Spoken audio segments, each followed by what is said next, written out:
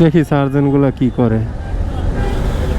ওই যে ওইখানে মাথায় গিয়া বৈশা রয়েছে,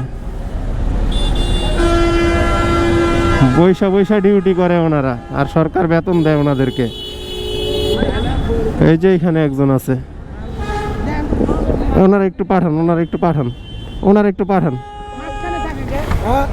তোমার না কালকেও মামা বইলা গেছি তোমারে, তুমি লাইনম্যান নাই জায়গার, তে ওনারা এই যে কয়টা সিরিয়াল করছে।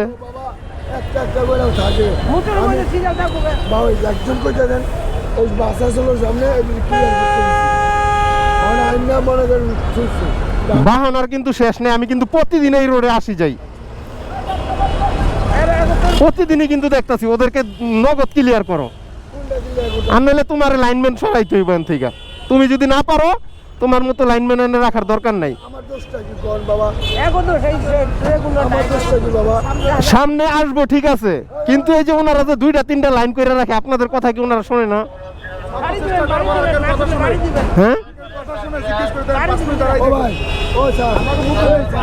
আপনারা পুলিশ প্রশাসন যদি চান যে বাংলাদেশে একদম জিরো টলারেন্স করবেন, পারবেন করতে। আপনারা চাইলে একটা পিঁপড়া গর্ত থেকে বের হইব না, একটা পিঁপড়া পর্যন্ত গর্তের ভিতরে ঢুকে থাকবো।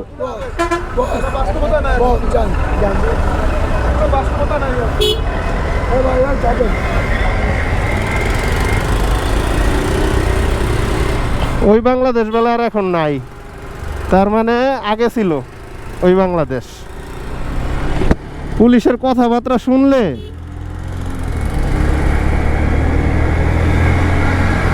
আপনার বিবেক কি বলে পুলিশের কথা শুই না, কমেন্টে জানিয়ে দিন একটু। ওদের কথাবার্তা শুই না মন মেজাজ ঠিক রাখা যায় না।